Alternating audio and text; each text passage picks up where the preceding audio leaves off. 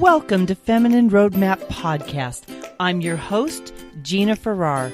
Each week, I bring you an inspiring conversation to help you navigate the challenges and changes of midlife so that you can not only survive, but thrive in your second half.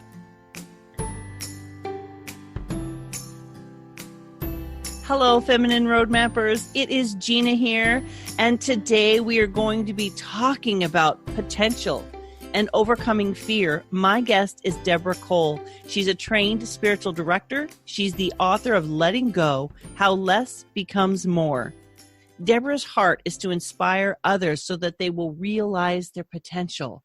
The challenge is that everything in life comes from love or fear. So learning how to deal with the fears that come up is the key to achieving our potential. And today we're going to have a conversation about just that topic. So Deborah, I want to thank you so much for coming on my show today. Thanks, Gina. It's my pleasure. Well, why don't we kick it off with you just sharing a little bit about what is it that gave you this heart mission, that drew you to this mission and message of helping people tap into the potential that's already in them? Well, I don't know that there's one particular instance or one particular thing that gave it to me, or that I think it was revealed to me. I believe that we come into the world with so many unlimited and abundant gifts that are ours. And over time, we either forget about them, we misplace them, we don't realize them, or we kind of get sidetracked going along traditional paths. And so I will say that during the workshop, I took 2 days to spend the time to look at what fed me, motivated me, when and where I felt purposeful, when I felt like I was really on task. Even though at the time I was working in the corporate world, I was working in business at a company I'd founded that was growing bigger and bigger and bigger. And I thought at the end of the day, I would have come up with something that said, well, your purpose in life is to grow profits. Your purpose in life is to build leaders. Your purpose in life is to be the biggest, whatever, the best, whatever. But it wasn't that at all. What was revealed to me, and looking back over the course of my life, was that every time I had felt on purpose, on task, as it related to people, was when I was helping, supporting, being a foundation for, encouraging, being a cheerleader, or inspiring, which was the word that I came up with, inspiring them to live out their potential. And it became really clear. And that was probably 10 years ago, but it was when I was back in the corporate world. Now, is this a real shift from the business that you were doing? You were probably living that out in your business, where you? I was living it out, but not. I thought my purpose was to grow the business, to make it bigger, to get it on the top 25 list nationally. All those things that we're told is what we need to do. Told by whom? I don't know. The people we consider to be smart, our competitors. If we're have a competitive bone in our bodies, like I do, it's to be bigger than them, better than them.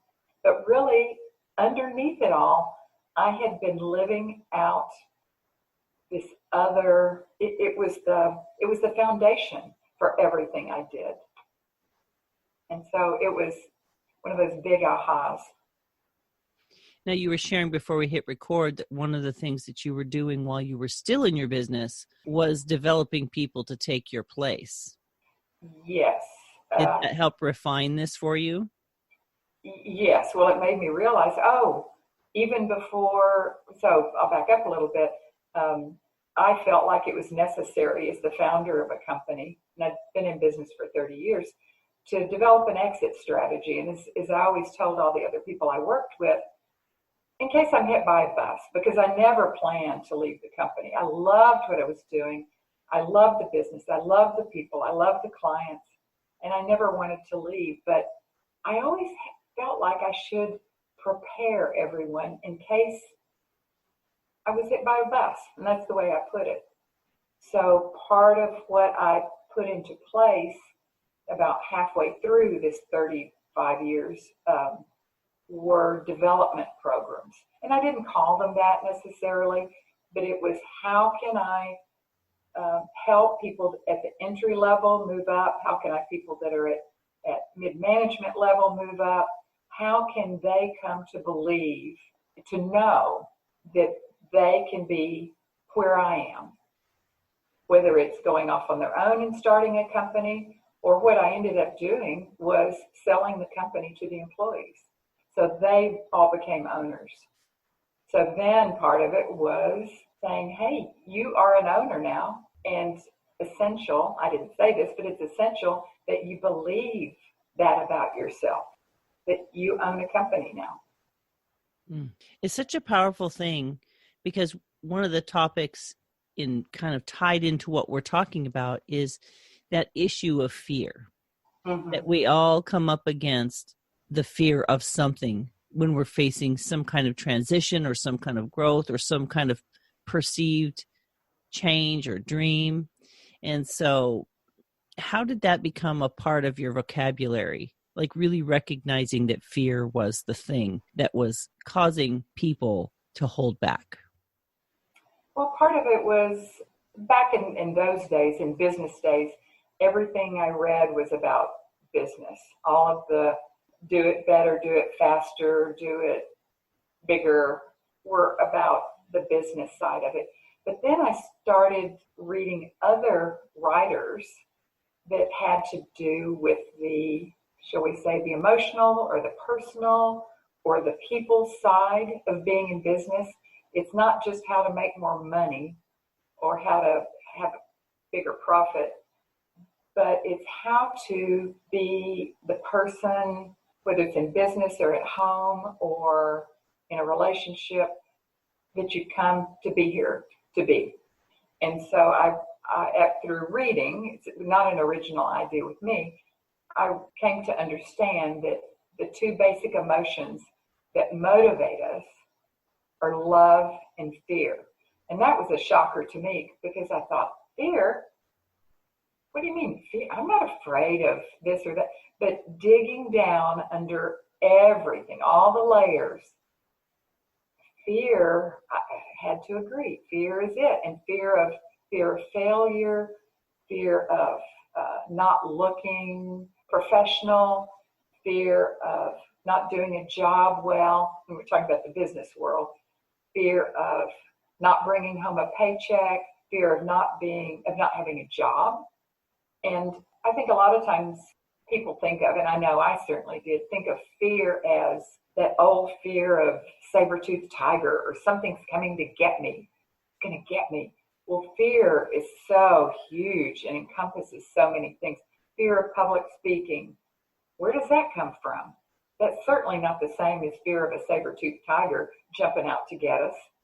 But fear, and that's just, it's sort of a generic term, and it's a trigger for some people that, oh, well, I'm not fearful. But fear or lack of confidence, and we don't really come into the world that way. You think about little kids that are, they dash across the street and they stand up on two legs that they couldn't stand up on before, and they start trying to walk, and they put their hands on a stove. They have no fear. So there are some justifiable fears, and they're cautions more than fears, but just peeling off those layers of environmental fear that's been layered on us until we get to the point where we're adults, that sometimes we just need a cheerleader or a helping hand to say, you can do it. That seemed to reveal itself as my role. And I thought, if I'm going to do it for others, I also have to do it for myself. And what processes did you find yourself going through to deal with that? Because I find fear to be a slippery little devil. You can think you've conquered something, and doggone it, if it doesn't pop its head up, it's like whack-a-mole. Dealing with fear is like a big game of whack-a-mole. It is. It's a total game of whack-a-mole. And I think what I had to come to terms with is, there's not a beginning and an end to this. It's ongoing, and for me, it's been an evolution of about 10 years, now. And I like identifying a problem and then fixing it. This one and then that one.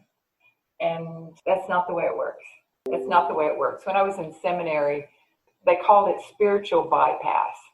That this idea of identifying a problem and then immediately going to resolution without acknowledging, without feeling, without embracing, without looking for the lessons learned. And none of that feeling stuff never served me very well as a kid growing up or early on in business. It was identify the problem, find a solution, boom, done, move on to the next one.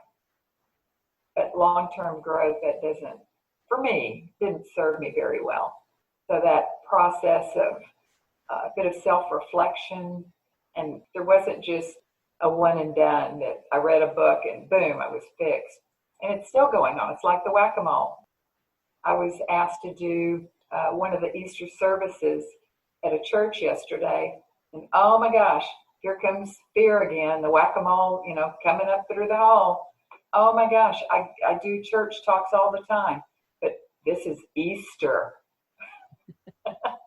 It's one of the two biggies of the year, Christmas and Easter. Oh my gosh. Oh no, I'm going to have to come up with something profound to say.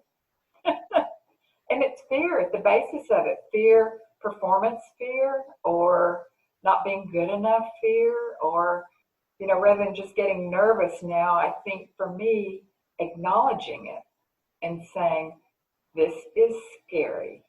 Why am I scared? And are there some things that I can do to alleviate that?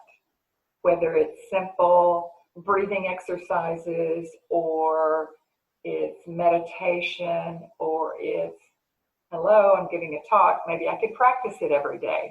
How about that? So it's a process.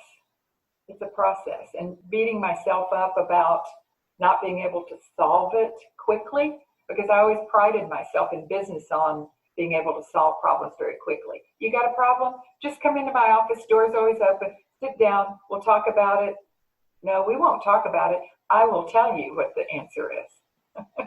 And so in business over time, I learned that, if I'm going to inspire hope in people and encourage them to take leadership, maybe helping them come up with an answer might be a better tack.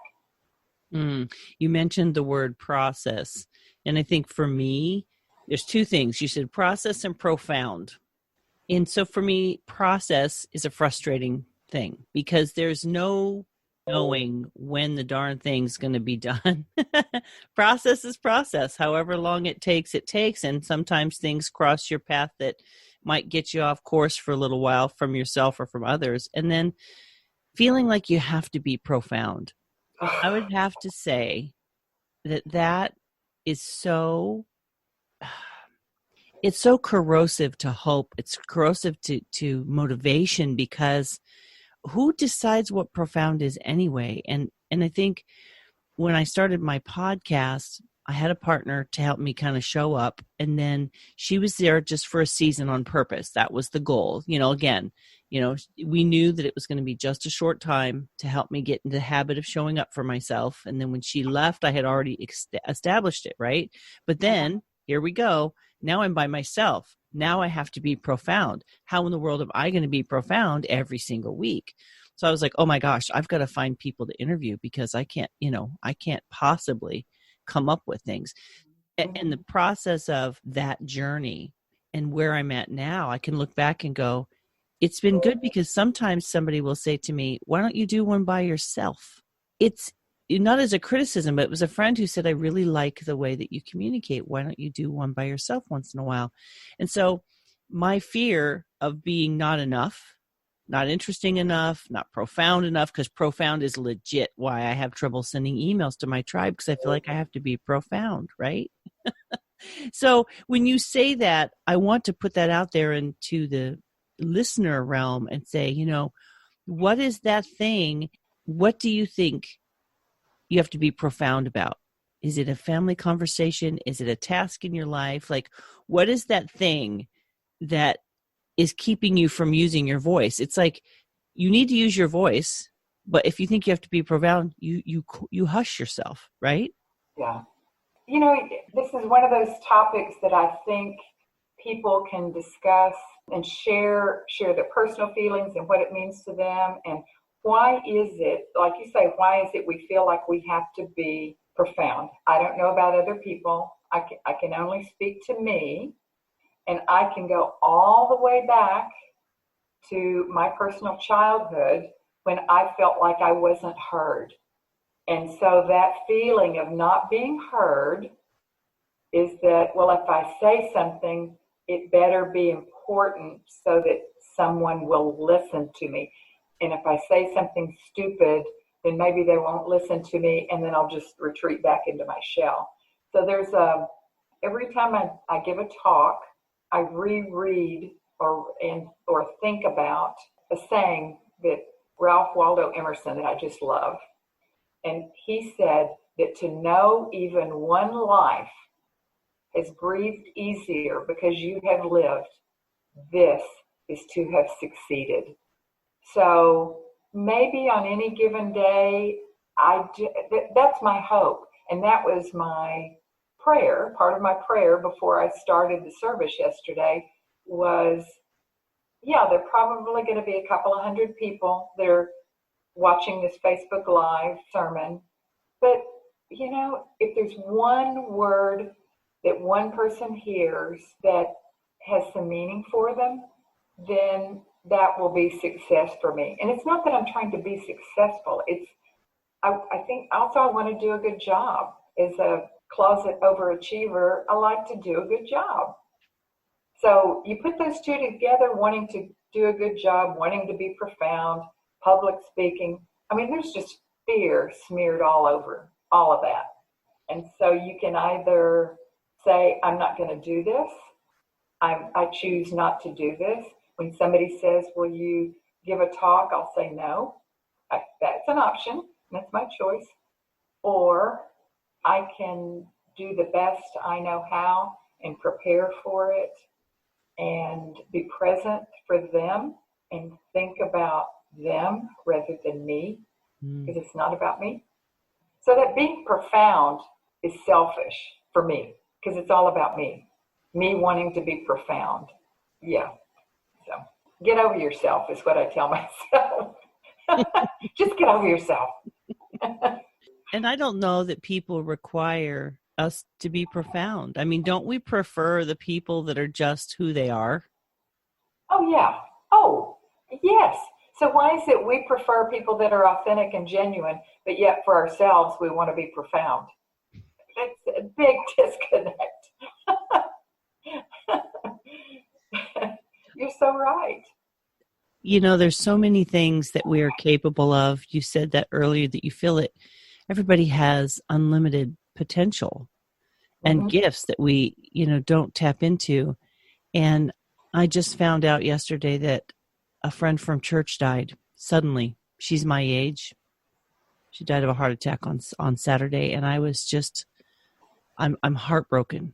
Oh, really yeah. Heartbroken. Her daughter's about to get married. She has 6 children, the first one. And I bring that up, not to bring a downer to the conversation, but to bring brevity to it, because she had so many things she was planning on doing still. We just don't know. And we get caught up in these silly little thoughts and these imaginary dragons. And we don't take action when we can, because we're still alive today. There's something we can do today. We don't have to be Oprah or Dr. Phil or whoever the person you admire. But what is it you admire about that person? And maybe just learn to practice that skill in your relationships. We don't know where the path is going to lead us, but life is really precious. And we spend time wasting it thinking about the silliest things and not living. There's that practice that some people talk about where you write your own eulogy. So you can look back over your life. And basically write your story in retrospect and then aim to make that come true. Wow. Wow. Because Yeah. we don't know. And why are we wasting our time with these silly fears, this whack-a-mole game, when most of the time it's just an illusion? It is. It is. And I will say one thing that helped me was the understanding that fear and love are natural responses. So the fact that I would love to eliminate fear from my life today and every day. I love not to be fearful of anything. Well, fear comes from that little limbic brain, that little reptilian brain right in the center of our heads. And it's there for a reason. It's there to protect us and to keep us safe. And it is the tiniest piece of the brain that we've got, but it serves a purpose. It keeps us from doing stupid things. But it also, in modern times, now, we don't have the saber-toothed tiger that's going to jump out and get us. We don't have to be fearful of that, but we also don't have to be fearful of not being profound. But yet, that's the piece of our brain that does it. So it's something that it's there. We're not going to get rid of it because it is there to protect us and keep us safe and secure.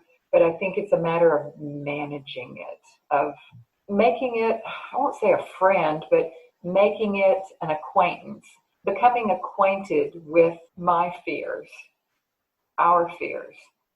Oh, this is my fear. Let me examine that, look at talking to it and saying, okay.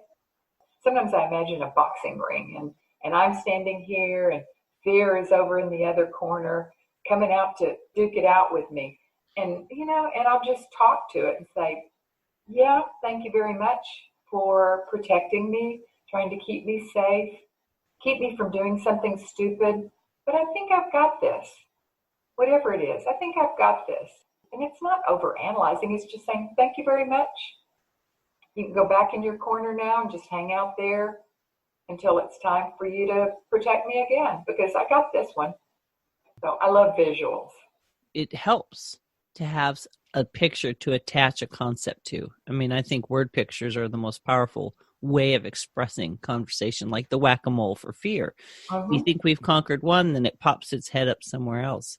Mm-hmm. But I have found we can, by degrees, manage the fear to where it doesn't, like you said, it doesn't go away, but it has less power. And I think that's the thing. Each time you face it down and call baloney on it, like threatening you, and you call baloney on it and you're like, no, I'm thinking I probably won't die if I stand up in front of a group of 10 people or whatever it is, Then we kind of put the power back in our hands of feeling the fear, but not being controlled by it.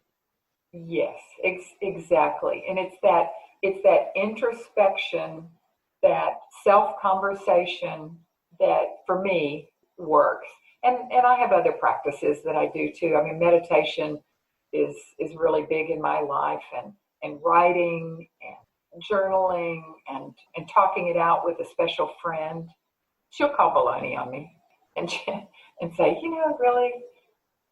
So it's a matter of facing it. And I would say the majority of my life, I just powered through. That was my method. Just power through it. Yes, set it aside, but don't even acknowledge it, because fear's not going to get me. I'm too strong. I feel like I've become a better person, a happier person. I won't say a better person, because who's to say, but a much happier person. In facing those fears. And facing fears and realizing what they are. I have to say that for me, fear it can be so insidious and so logical sometimes. Like it makes sense, right? Yeah. It can be a comment from someone, the way maybe I communicate something in a way that isn't quite right. I'm trying to express what I'm struggling with, and they may take from their perspective and their own journey an angle on that and say something, and it'll literally become like a weight for me. They didn't mean to do that to me, but it's just the way that and the timing of the statement and that combination of words. Isn't that silly? It's just a combination of words that we might hear from someone, and then it'll bother. And maybe they're right. Maybe they're right. I don't really want this. Clearly, I'm not serious about this because I'm not doing X, Y, and Z. And back to that conversation about being profound. So as you were stepping more into this world, away from the business that really kind of probably defined a lot of who you were, what thoughts and fears came up for you? Those thoughts like maybe I should stay here where I know what I'm doing, if you will, to moving to this more or less, I should not say more, I should say less definable world of impacting people's lives without a specific vehicle like a business. How have you navigated that interesting shift? Well, goodness, there were so many things came about. It seems like about the same time. And I truly believe that the universe conspires for our best good. And so some of these things that seem like were at the time dark and not good and not fun, that's part of where the name of the book, How Less Becomes More, seemingly as I had less, I was given more. So at about the time I realized that it was probably time for me to step away from the business. I sold it and had been there for 8 years and realized it was time. And there were a few events that happened that said, yeah, this is time. This is the right time. Well, I'd never planned to leave. I was going to stay there. I had a 5-year employment contract, but I stayed well beyond that, had all kinds of plans. But that's sort of the danger too, is having your own plans, because the universe sometimes has better plans for you. But I knew it was time to step away. And my fears were, I have never not had a paycheck since I was 16 years old. I've always worked. I've always had a source of income. Okay, can I do that? Can I not have a job? Can I not have a place that I go to? I used to get up before the sun came up and I'd come home after dark. And can I be at home all day? Can I do that? Round about the same time, my husband was diagnosed with Alzheimer's. So what am I going to do with that? And I thought, can I really do all these things? As I was phasing out of working full time, I started to, I took a couple of classes. We have an Episcopal seminary here in Austin, and I took a couple of classes out of curiosity because I thought, I'd like to learn more about world religions. So I took a couple of classes. I got so interested in it. As I left my job, I enrolled in seminary full time, and so ended up with a master's degree. So, and if you told me 5 years ago that I would ever be enrolled and graduate from a seminary, I would have said, you're crazy. Things like that will never happen. So I had a lot to come to terms with. A loss of identity, losing my identity as a business owner. I'd grown the business to be in the top 25 in the country. Loss of income, loss of a place to go every day. I didn't know how to stay home. Even on weekends, I wasn't at home. I was either working or doing things for the business, and my kids are grown and none of them live locally. So I was fully enmeshed in the business. So I was losing, I saw it as a series of losses. I was losing a partner. I was losing a quality marriage. Not really, but that's the way I saw it. So I was a lot of losses. So how I dealt with it was not easily, but I did. And it took probably a year for me to see how all of the lesses truly did become more. And I'd already started work on this book, which, shifting gears now, I've been a photographer all my life. And so the book was going to be a book of photography. all of the images I've been gathering over the years. And I just wanted to park them all in one place rather than on my website. And then I realized, I cannot publish this book of photography without telling the story of how I came to a point where I was able to even call myself a photographer. I denied that label or that term or that word. I remember being in an airport going off to photograph at Zion National Park, and I had my tripod on my backpack, and somebody at the airport in the security line said, "Oh, tripod, are you a photographer?" And I said, "Oh, no, I'm not a photographer. I'm traveling and I'm just taking my tripod with me." And I felt like Peter denying Jesus. Not the same, but I thought, how can I say that? I am a photographer. This is what I'm doing now. I'm a photographer. I'm a full-time photographer and writer and speaker, and that's what I do. And it was very hard for me when I'd be out somewhere and meeting somebody and they'd say, "Oh, what do you do?" I was at a loss. I used to be able to say, "Well, I own a business and it's this or that." They go, oh, yeah. Understand that, right? Like it's a language other people understand, so you have less explaining to do, if you will. You know what I mean? Yes, you put a word to what you are or what you do. People understand wife and mother and teacher and lawyer, and you don't have to explain what that means unless they say, "Oh, you're a lawyer. What kind of law do you practice?" But and "Oh, you're a business owner. What kind of business do you own?" But as a photographer or a writer, and I denied that creative side of myself because I was a business owner. I was a money maker. I was a leadership developer. I wasn't a creative person. And so losing those titles, and I had to get comfortable with not having a title or having a label. It took me a lot of introspective work to be comfortable with being without a job, without a relationship, without a spouse as I had known him, without a business. I had to get comfortable with that. And that was not easy. A lot of fear there. How old were you when this transition was taking place? That was 3 years ago. So it was past midlife, and you're having you're past 50 and life is just turned into one big.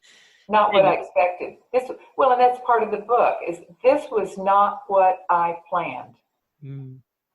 I didn't plan this. And some of it was thrust on me and some of it came about by my choice. Leaving a job, leaving an identity. The reason I asked that question, Debbie, was because so many of us hit midlife and we feel blindsided, right? Right. It's just something, and that's the reason I started the podcast, because I felt like it's legit blindsiding on so many levels. Yeah. I have to tell you, when I left my work, and I was, I had been jumping in and out of management. I was looking to move up in the company. That didn't work out. And I thought, this isn't the way I want to live my life. So I'm going to go home and build something. And my husband supported me. And then about a year and a half into it, easily, I became more responsible for my mom. She wasn't driving. And at the time she could drive, so I could give her my car and I could continue doing. But when her eyesight no longer, she was safe to drive. Then my father-in-law died suddenly, and I was responsible for both mom and mother-in-law. All of their doctor's appointments, prescriptions, their shopping, and that sort of thing. And I really wrestled with, wait a minute, I'm only at the time 51, 52. And I thought I'd have more time to build this life and to do this thing and to get it up and running and be able to stabilize myself and, what I was trying to build. And it just all, like you said, some things are thrust upon us. And I know that in the audience, there have to be people that are discouraged because life has happened and they don't see, or they're afraid that, and I felt this, I'm afraid that it'll never come to fruition, because how can I possibly do it all? I'm not someone who has a team of people that can help me with these things. I'm an only child. Mm-hmm. Me too. So it's not a resentment thing. It's a reality thing, that no one else is going to care for my mom if I don't. So I have found that the emotional journey that these transitions and these fears bring into our life can really be disabling and disempowering. And how I view the situation, which is what I've been working on, is really the key. It's what I'm perceiving and how I'm defining my life situation. Like you said, your labels, that's what made me think of it. You feel like you're losing something. And when we feel like we've lost something, a perceived situation, freedom, autonomy, whatever it is, we really do have these real emotions, and holding a space for those and being willing to not just try to shove them away, but try to figure out, what is this feeling that I'm feeling? And you had mentioned different tools. Mm-hmm. You had talked about meditation, which I love meditation. It gives me a little bit of quiet in my day. Writing, journaling, talking it through with a trusted friend. I think let's talk a little bit about when you are blindsided by life. That can be scary because you've never done it before. And now you got to figure that out. And you're not knowing who you are in the midst of it. Yeah, turmoil or chaos, all kinds of words. And I realized this is not something I can fix. I can't fix all of this. I don't have a solution for it. I had never handled all of this before. I had never been unemployed before. I had never had someone I needed to care for before. Someone with Alzheimer's. I didn't even know what Alzheimer's was. I mean, I knew what it was, but I didn't know what it meant or who you talked to. And so I did a lot of information gathering. So each one of the pieces of the world that was spinning out of control, that seemed like I was losing grasp, each one I approached in a different way. But I also asked for help, asked for information. For my husband's situation, I went to a support group for a while, and that was very helpful, and finding resources, asking those kinds of questions. But it seemed so out of control that I wasn't quite sure where to turn first. So I used a little bit of the shotgun approach, a little bit of everything, and what worked for me. Of course, people have a lot of advice, and I always think advice is nice, but you just take it in and then work with what's for you. And the creativity, embracing that as some of these things were being lost, and they're truly not lost. They're just becoming less significant or less scary. As things diminished, then other things bubbled up, and the creativity, starting to embrace my creative side, that really helped too. So I think it's different for different people, but I tried to think about, what it must have been like being parents or my grandparents, that when these things came along, they didn't talk about it. They stuffed it down, they sucked it up, they pulled themselves up by their bootstraps, and I mean, that's just what they did. So I think we live in a very nice place and time where we can have these conversations. There are forums like, what you're providing and what friends provide and churches provide, or support groups. Mm-hmm. So a lot more resources. I can't imagine what it must have been like to go through all that stuff unsupported. That's a really good point, is lifting our head up from the like when you watch Wizard of Oz and they're inside of that tornado, and she looks around and she sees the witch on the bicycle. She's seeing the individual pieces in the midst of that tornado. And I think helping ourselves is lifting our eyes enough to look for those things, those kind of things that are standing out to us in the moment, and not feeling like we have to handle every single piece all at the same time. And I think that is where that transition gets overwhelming when we think everything has to be handled. And I think that's where I had gotten to, this feeling like all of it, all at once, I can't. Well, especially as a mom, I don't know about you, but in my house, I was the one the kids came to. And so I was used to handling it. So it was sort of self-fulfilling prophecy, being the mom, the matriarch of the household, being a business owner where people came to me for things. And, maybe there was something in my personality that kind of fed on that and liked that, was reinforced by that, and I encouraged that. And then all of a sudden, you can't handle it anymore. And that's when I think it's important to be vulnerable, to be able to ask for help, to look for help, to be supported. And that just has made my life much richer, not to try to do it alone. Vulnerability is such a powerful mindset. It's a powerful way of coming at life. Mm-hmm. And I think when we get caught up in thinking, I have to do this alone.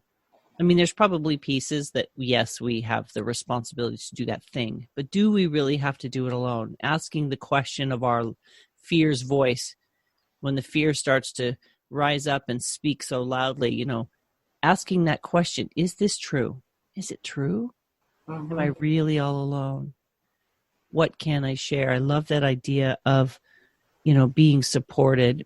And I've said this in many different conversations, because we're the one that everybody goes to, it is difficult to think of, literally just to think of asking someone to help us. We think we have to figure it out. Yeah. Yeah, because as the go-to person, you've always got the answers. And the first time one of my daughters was filling out her problems over the phone, and she said, "Why didn't you tell me the answer?" And I said, I think you already know the answer. Well, no, I don't. That's why I called you. And they were so used to me giving the answer, or here's what to do. I thought, I'm not honoring them by always telling them what to do. But maybe if there's a way to help, to encourage them to come up with their own solution, then I'm doing a better job as a mother. And the same in business. I'm doing a better job as a business leader, as an owner, if I help someone, support someone in determining the best answer for them. That's a better, for me, it's better. Well, holding a space for them to be authentically who they are. Mm-hmm. But we also need to do that for ourselves. Yes. Because I think we are easily bullying ourselves into why we can't figure this thing out. Yeah. Whatever this thing happens to be at the moment. Well, for those of us that slightly are control freaks, figuring it out is kind of important. But, it was interesting after I finished the book, and the text part of the book, just about a third of it, a lot of it's the images I've produced, but people that read it and would contact me and say, I didn't know anybody else felt this way. And I thought, wow. People need to have more of these conversations around being at a stage of life when the map isn't so clear, the path isn't so clear, and there's indecision. Being in a stage of life where the map isn't so clear. Another thing that I've said probably 100 times is, when you turn 18, you get your senior year of high school, everybody's asking you what you're going to do with the rest of your life. Like, what big decision are you going to make right now? Uh-huh. And I think that contributes to the feeling that you can't transition, because you made this decision at XYZ point, mm-hmm. and now you've told everybody, I'm going to be this thing, whatever that thing is. Yeah. Then you get to midlife and stuff starts to happen. And it's like you're that 18-year-old again, but with a way more complicated life and a whole lot more moving parts. Oh, way more complicated. And the question's the same. Well, what are you going to do with the rest of your life?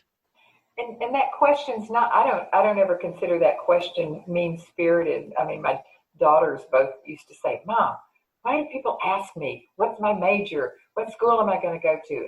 I don't know. And I said, well, they're just being conversational. It's not mean-spirited, but you start internalizing those things, and especially as people approach a retirement age or leaving a profession, people say, well, what are you going to do now? Come on, tell me, what are you going to do now? They expect you to have like the entire thing planned. Like when I was 18, and I'm sure, Debbie, you can say the same thing, and anybody listening to this is going to be like, when I was 18, I thought. That's the sentence starts that way, right? Mm-hmm. And before you know it, yeah, that's not quite what happened. That's not the way life happens. We may have plans, but we have to be willing to, I love the term pivot. We have to be willing to pivot, because that's, every day is a pivot. And it's just having your stuff together enough to be able to pivot, or saying, I'm not going to pivot today. I'm not going to make any big decisions today.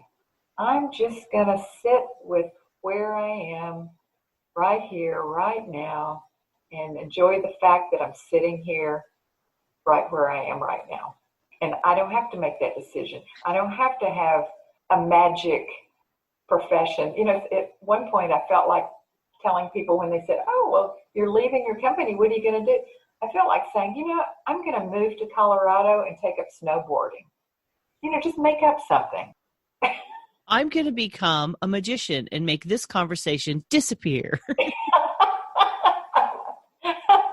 Even better. Or join the circus. I'm going to run off and join the circus. I always thought that would be kind of fun. But it's almost making fun of people asking the question, because they're just being polite. But I internalize it as, oh, I guess I need to have an answer. And I can't just say, well, I'm going to sit at home and do nothing. I guess I could. Yeah, I could.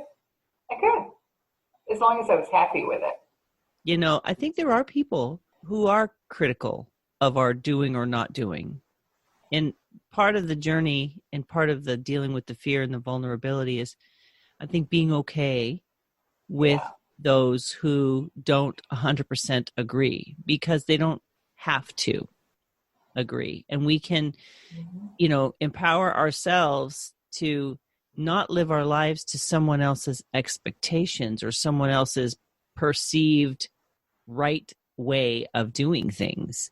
I remember there was a period of time where I felt kind of like I was being checked up on, like the questions from a certain person felt very much like, oh, so what are you doing? And how's that going? And, it was like mild interrogation and a sense of not total agreement with how, quote, wise this move would be. And I think in transition, that's the thing, is this a wise move? Am I doing this? And we're so used to that structured, we go to school, right? And we have all these things that we're told to do. And then we go to college and we have all these things we're told to do. Most of us get a job where they tell us what to do. And then you hit midlife like this and the whole world turns upside down for some of us.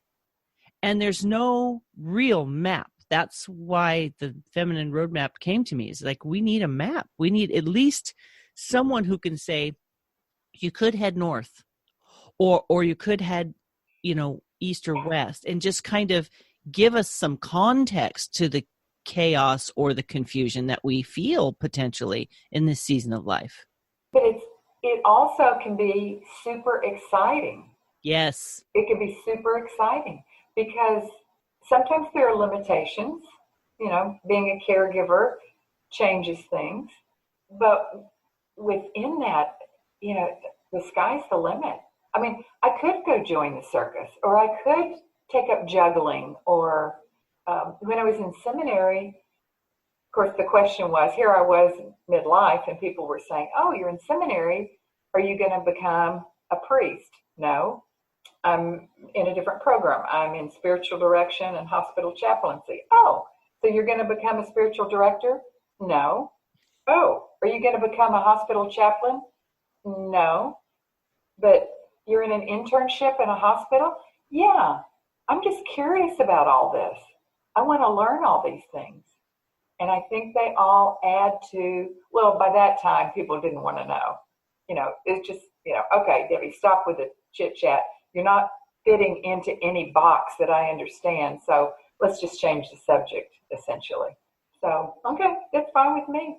I'm comfortable with being curious. And so I pursued degrees that didn't lead to paid jobs. That was my choice. You just said be comfortable with being curious. A lot of times you hear become comfortable with being uncomfortable, which is absolutely true. Mm-hmm. But I think one of the portals to that getting comfortable with being uncomfortable is curiosity. Mm-hmm. It's such a key part of the journey to stand back and not feel like you have to label it immediately, but just be curious about it. Everything. In fact, it's another realization. One of these late in life realizations is that I've always been curious. I've been curious.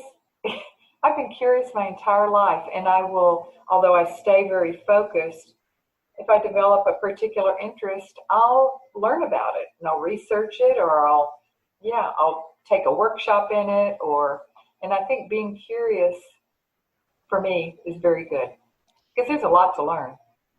And that's the thing, right? We have lived a certain life up to this point, wherever this point is for the listener. Yeah. And it's okay to be curious about, is this the path I want to stay on? Do I want a little side path to divert myself occasionally? And it doesn't have to make sense to somebody else. I think that is one of the key points. This isn't waiting for permission from someone else. It's really understanding yourself well enough to know, what have I always wanted to learn? Like, what's this thing that I wanted to do?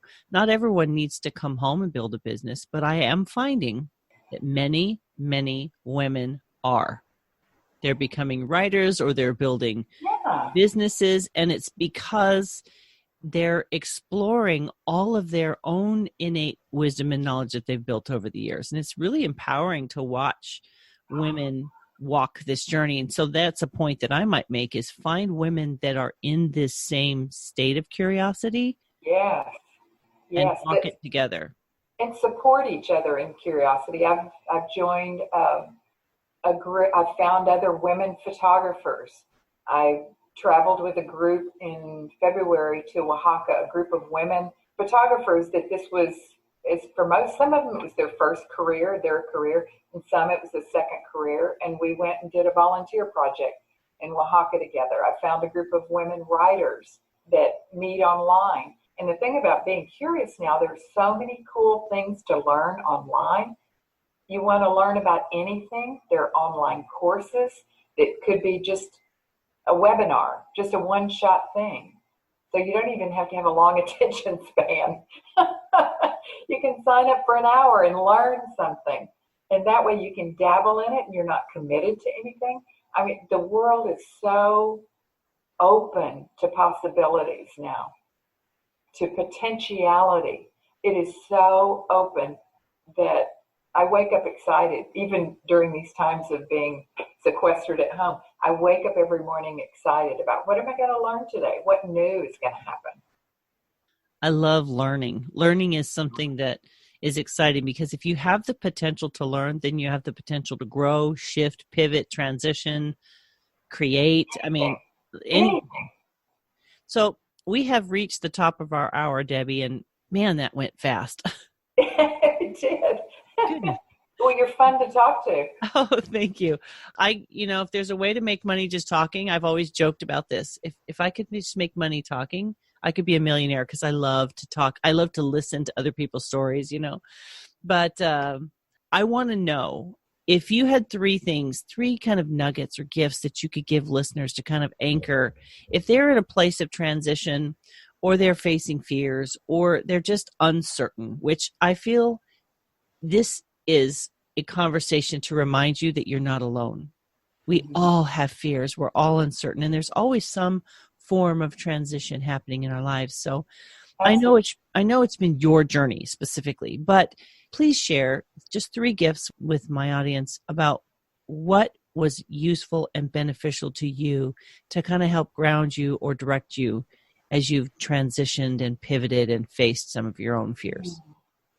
Looking outside myself for assistance, whether it's people, reading, advisors, counselors, groups, looking outside myself, being willing to say I need help.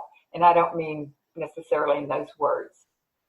That's one. The other is curiosity, being perpetually curious every day about something, and then be connected to people, connected to places, to be connected to nature, to be connected to whatever feeds oneself and provides support for oneself. So that's sort of the same thing as asking for help, but a little bit different. Those connections are really important. Some can't find it with family. Some have to find other methods, but connecting.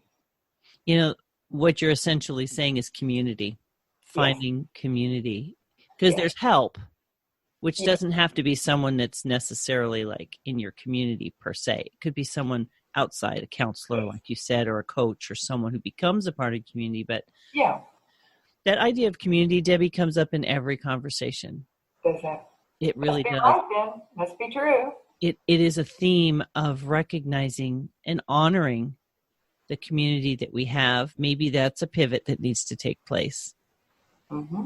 You know, is that community really healthy and supportive? And we can't always replace, but we can definitely shift the power of the community that we're spending time in. So that was just a thought. For sure.